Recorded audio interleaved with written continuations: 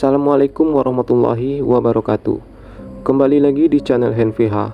Untuk cerita kita kali ini masih melanjutkan kisah yang sebelumnya yang berjudul Pamali, Jangan Keluar Maghrib.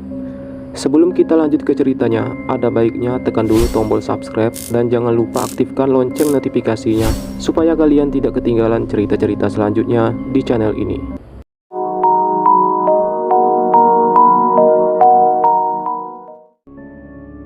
Akhirnya pintu itu terbuka juga setelah sekian lama tertutup. Nampaklah sosok ibu yang langsung berlari ke arahku dengan wajah khawatir. Ya ampun Asih, apa yang terjadi? Apa yang sakit? Maafkan ibu Asih. Ibu langsung mencecar dengan segala pertanyaan. Perut, jawabku lemah. Padahal dalam hati aku sangat kesal padanya. Andai saja dia dan Mas Herman tidak meninggalkanku, mungkin aku tidak akan berakhir mengenaskan seperti ini. Ibu berlari keluar, entah untuk mengambil apa, tapi aku takut jika ibu berniat mengunciku seperti tadi. Oleh karena itu, aku berjalan keluar menyusulnya dengan sisa tenaga yang ada. Selain itu, aku juga sudah tidak tahan berada di ruang kecil dengan cahaya remang-remang ini. Namun, ada yang berbeda saat tubuh ini melewati batas pintu kamar.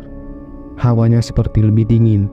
Kepalaku juga mendadak pusing, hingga sebuah angin yang sangat dingin datang tiba-tiba menerpa leher bagian belakang, mengakibatkan bulu-bulu halus yang tumbuh di sana kembali berdiri.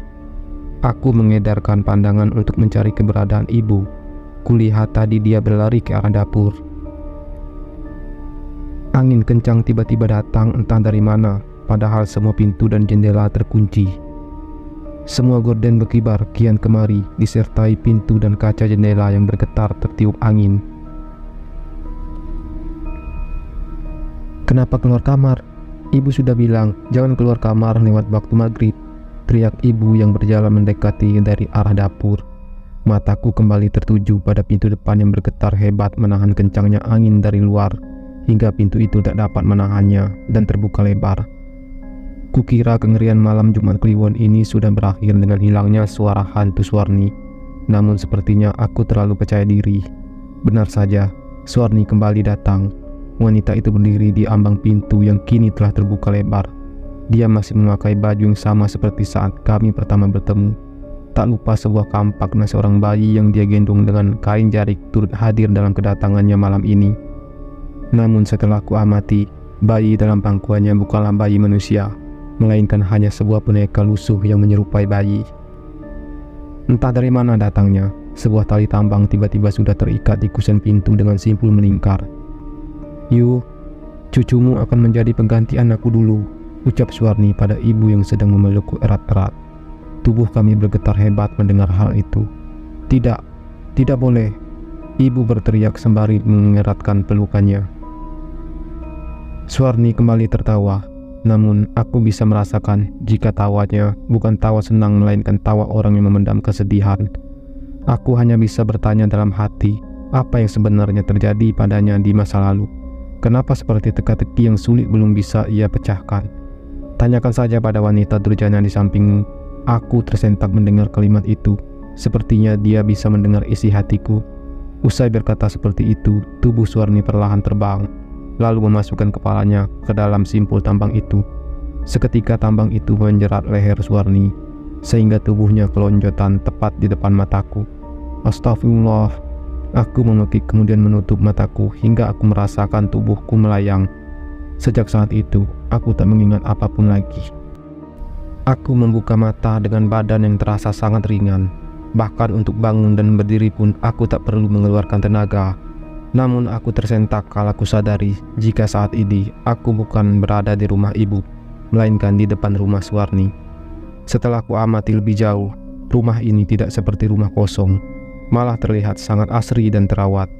Banyak tanaman hias memenuhi pekarangan rumah dengan warna-warni bunga yang menyejukkan mata. Terdapat pohon mangga yang sedang berbuah lebat di samping rumah. Ada juga kolam ikan yang airnya sangat bersih dengan berbagai jenis ikan di dalamnya. Tidak salah lagi, ini rumah Suwarni. Tetapi kenapa tidak seperti rumah kosong? Pasti aku sedang bermimpi. Ku gigit pergelangan tanganku untuk memastikan. Oh, sakit. Berarti bukan mimpi. Tak percaya begitu saja, ku coba menampar pipiku sekali lagi. Sakit juga, berarti bukan mimpi. Sungguh sangat berbanding terbalik dengan apa yang kulihat tempo hari.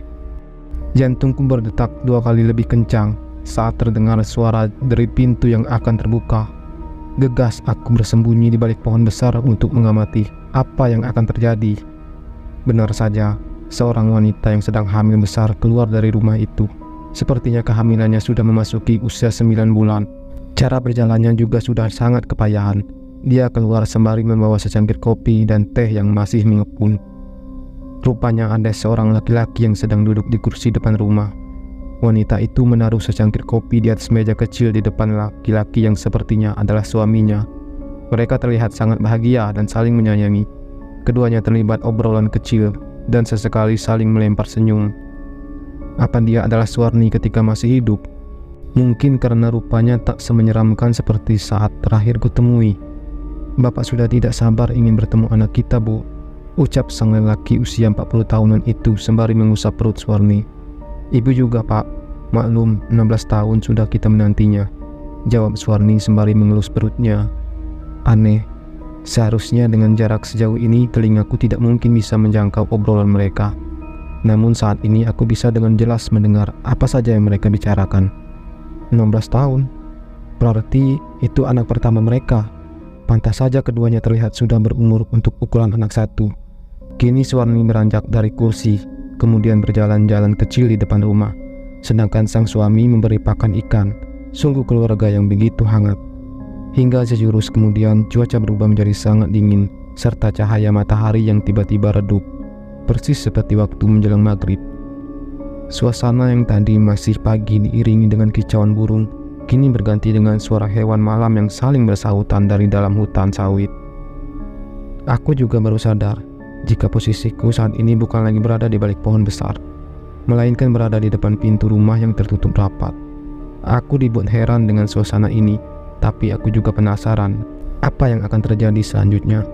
Sebuah rintihan membuyarkan lamunanku. Terdengar suara wanita yang sedang menahan sakit dari balik pintu. Sakit sekali, Pak. Sepertinya ini tanda-tanda akan melahirkan, Bu, panik sang suami. Sepertinya begitu. Cepat panggil dukun beranak, Pak. Tapi ini sudah malam. Ibu tidak apa-apa di rumah sendirian dengan keadaan seperti ini. Jangan pedulikan ibu. Keselamatan anak kita lebih penting. Ya sudah, Bapak berangkat sekarang juga. Terdengar kepanikan yang luar biasa dari dalam. Tapi tunggu, malam-malam begini, aku sempat mendengar kalimat itu. Sontak aku menoleh ke belakang. Benar saja, suasana ternyata sudah gelap gulita. Padahal 2 menit yang lalu masih terbilang terang. Aku memejamkan mataku dan bersiap jika harus ketahuan. Namun beberapa detik selanjutnya, aku tak mendengar teriakan apapun. Ku buka mataku perlahan.